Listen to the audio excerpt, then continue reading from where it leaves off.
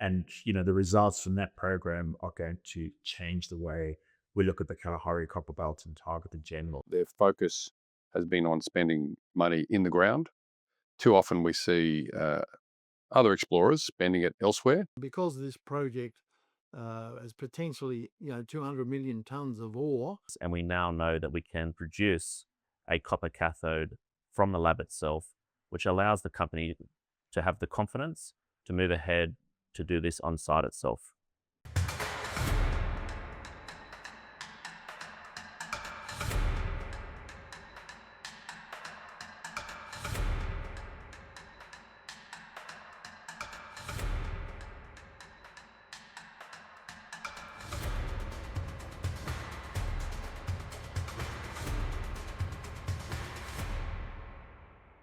At the moment, all our projects are at a really interesting stage.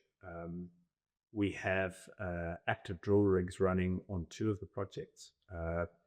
Those drill rigs are currently drilling on our Angami project. We're looking at the Cosmos target, where we've had some really good results recently, which have been released to the market. That drill program is going to be extended well into next year now, based on these results, which has been really encouraging. And then we also have a drill rig running 24/7 on our Okavango copper project. Again, with that project and its strategic location, any hole will completely change the movie for the company. So we have a very strong board with a lot of experience, probably over around about 100 years of combined experience on the board itself. We also have a lot of authority bias, as you call it, from all the experts that we have working with us as a company, as consultants. So we're using Metz Engineering out of Perth. We are using WSP as hydrologists. And we're using an environmental group called Loki in Botswana to do all the environmental permitting. And we've also got a strong drilling company in Mitchell's Drilling as well that's doing a lot of our exploration for us. So in regards to that, there's a very thought out process that goes through this. From a top down, we actually tick every single box in regards to de-risking a project before we move forward. And at the moment, we haven't seen any fatal flaws in this project. We first started working for Cobre in 2021. And from day one, we saw a team that was absolutely focused on putting their capital into the ground. One of the main reasons why Mitchell Drilling has been prepared to take equity is we see a real promise in the Kalahari copper belt. We like what the guys are doing. Their focus has been on spending money in the ground. Too often we see other explorers spending it elsewhere.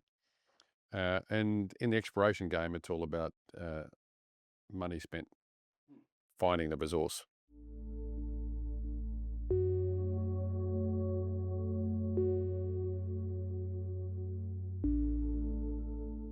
And I myself have done a lot of work on copper. I was involved in Bougainville Copper, which was a huge project in Papua New Guinea. I also worked on the feasibility study with Fluor for Olympic Dam, which is a world-class project, and I've been there many, many times. In fact, I was there last week. But essentially, why is in-situ copper recovery attractive? It's a low-cost operation. There's no waste dump, there's no tailings dam, so there's minimal disturbance. It's also scalable, and because this project as potentially 200 million tonnes of ore, you can keep putting more injection wells, more recovery wells, so you can start off small and then you can scale up. In the Kalahari copper belt, Cobra applies in-situ copper recovery. This clean and efficient solution-based method starts with leaching solution pumped into the ore body through injection wells. Underground, it reacts with the copper-bearing rock, dissolving copper and silver into the fluid. This mobilizes the metals efficiently while leaving the surrounding rock intact. Pregnant leach flows through recovery wells to the surface, where it is collected in the pregnant leach pond. Here, the fluid is temporarily stored and conditioned. The solution from the pregnant leach pond enters the solvent extraction plant. Here, copper ions are transferred from the aqueous solution into an organic solvent, concentrating the copper and removing impurities, producing a high-purity electrolyte ready for electroning. The remaining solution from solvent extraction flows back to the pond for reuse, while the enriched electrolyte moves to the electroning plant. In the electrowinning plant, electricity moves copper ions onto cathode plates, forming pure copper sheets, which are then collected and shipped as a high-quality product. Lean electrolyte flows back into the raffinate pond. The lean electrolyte is also used to help restore groundwater pH. After the copper has been extracted, the ground is gradually restored, with clean, treated water added to stabilize the soil. All wells are then carefully removed and sealed. Within a few months, there are no visible signs of copper or silver extraction, appearing fully natural and undisturbed.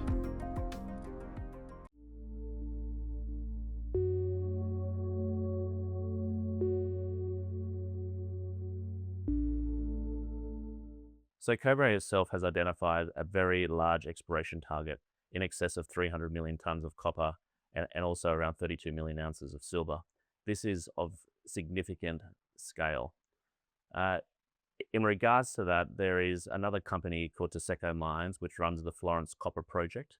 This project itself is about to go into full production. So it shows that this method is working in the in-situ copper recovery market. On top of that, Cobre itself is in a position now that we're moving ahead from our development from early stage exploration through to building a demonstration plant on site.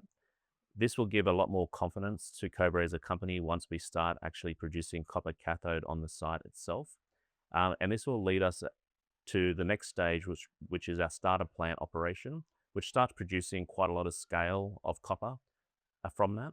And then we move to the full production stage of this, where the company itself is targeting circa around 30,000 tons of copper cathode per annum. If the company is able to achieve that, then we'll be a significant player in the copper cathode market.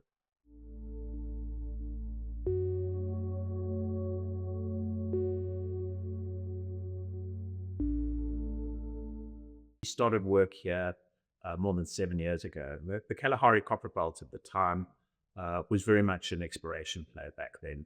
And this really allowed us to put together a massive land package. Now we've got more than 5,500 square kilometers under license in Botswana. That makes us the second largest landholder in the Botswana Kalahari copper belt. Over the course of 7 years, we've been able to prove that every single one of these projects has real district scale opportunity for new copper discoveries. We've also been able to put an MRE together on our Ngami copper project. But you're looking at a massive land holding, and to make success now, you need to be drilling, and you need to be drilling on all these projects. So we basically adopted a three-prong strategy to how we were going to approach this land package. And the way we did this was firstly to look on our two base margin projects, where we saw real opportunity for making major sort of tier one size discoveries. And this was looking for these big buried fold hinge zones that may not have been discovered, right on the base margins where you get the big fluid flow and the major systems developing. So the key upcoming milestones for Cobre as a company ranges from the partnership that we have with BHP, also the recent investment that has occurred by Sina Mines, and also our development project that we're working on, which is 100% owned by Cobre as a company. In regards to those milestones, there's a huge amount of data that's going to come out in 2026. We're expecting to see results from BHP, we're expecting to see results from Sina Mines, and we're expecting to have our demonstration plant in operation in 2026.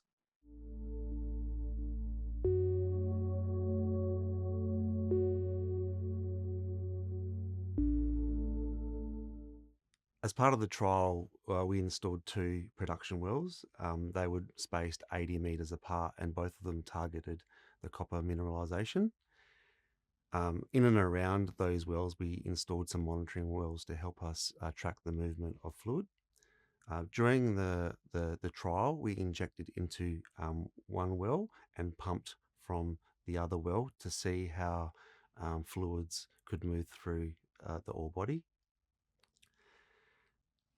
The test showed that copper mineralisation has really good permeability, which means that fluids can flow easily through the copper mineralisation.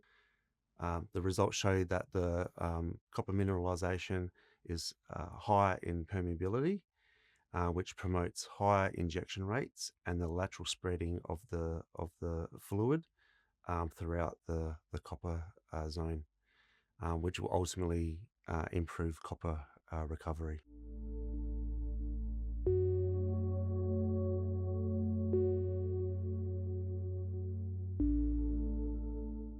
What excites me is that for uranium, in situ leaching is well established. It's proven technology in Kazakhstan and South Australia and elsewhere around the world. But for copper, it's not the case. The reason is, I guess, there hasn't been the unique ore bodies that are amenable to in situ leaching. And that's what we've got here in Botswana. So yes, I've worked on some very large copper projects. Bougainville Copper was a Rio Tinto project, had a very high technical standard. Obviously, in terms of development, there are challenges, and so far, all the challenges like hydrology and metallurgical recovery, we've actually been quite pleasantly surprised with the results. ICR really relies on a very unique geological conditions. So it's not something that's applicable to most deposits. You require that your ore body is leachable. So in our case, we have chalcocite as our primary ore mineral, and that can leach and float, which is quite unusual. It's fine grained, it's fracture hosted, it's cleavage hosted, so you can actually access it with an injected leaching agent. It's below the water table, which is also unusual. You'd normally have your leachable ore being above the water table. So this is quite unique. And then we have this fracture-hosted mineralization that literally extends for tens of kilometers on both limbs of this anticline. So we've got an extensive ore body that can be beneficiated. The key for making in situ copper recovery work is where it works, and we seem to be in the Goldilocks zone for the correct geology. Where it works, you would have opportunity to do an OPEX, CAPEX right at the bottom of the global cost curve, on top of using an environmentally friendly method. You have no surface tailings, you have limited surface infrastructure, and you literally rehabilitate as you progress along your well field. So it really is environmentally friendly, cost-effective way of extracting copper from the deposit.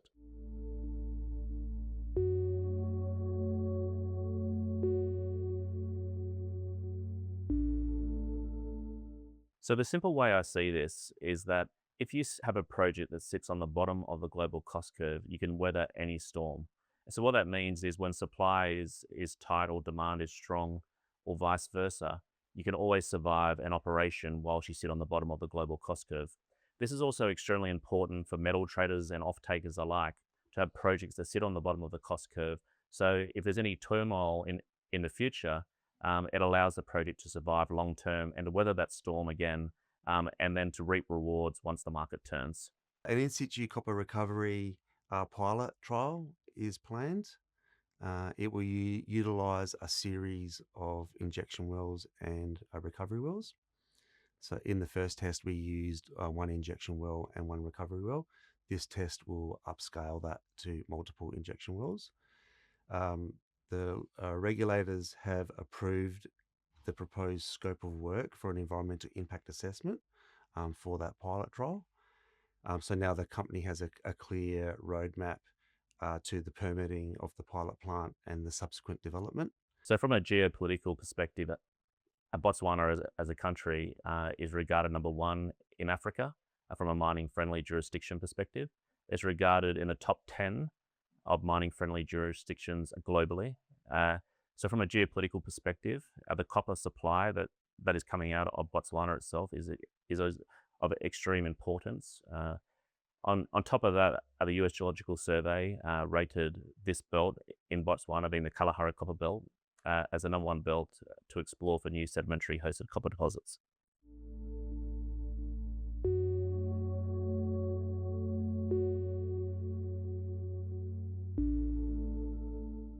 So the Kalahari copper belt has really morphed from an exploration play into a producing mining district over the last few years.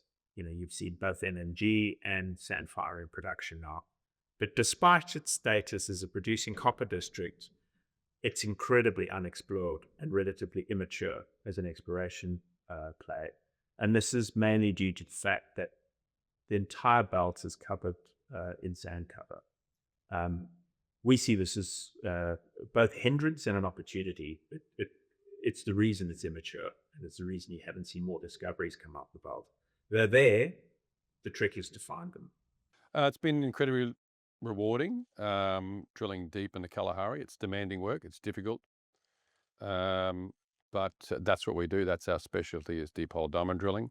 We recently drilled the deepest hole in Africa, 2,875 meters.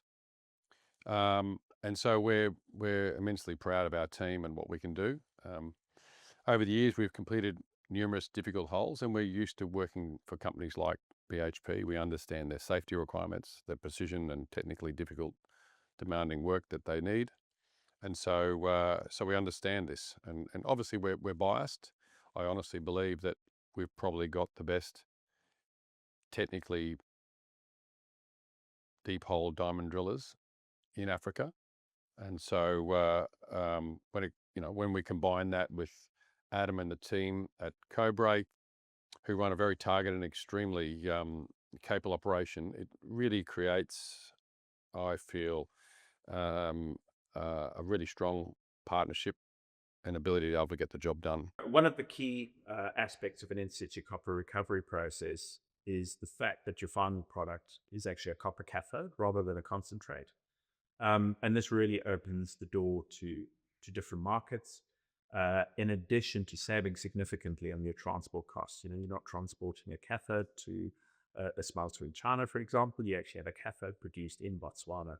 So it's also good for the country in the sense that you're producing a copper cathode in country that can then be addressing both local and international markets.